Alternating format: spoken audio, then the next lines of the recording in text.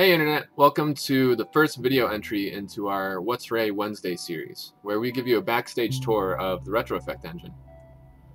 After listening to your requests, we've decided to take you along our own pipeline, and then along the way we'll examine different aspects of the engine and go into them a little bit more in depth. Today, we're going to start from the beginning of our art pipeline, or our asset creation.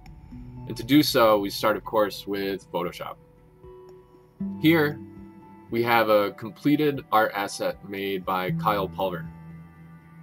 And once an art asset is finished, we use a set of tools that we developed for Photoshop that exports PSDs into a format that RAE understands. If you look to the right here, we can apply categories of data, or what we call GIBs, to an exported object. So if we want an object to have a texture, physics, or maybe a script associated with it, this is where we can set that data.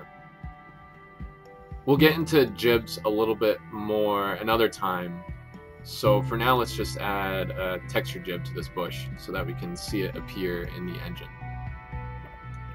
Once it's ready, I can hit export, and it creates an image file and a text file that's ready to interact with RAE.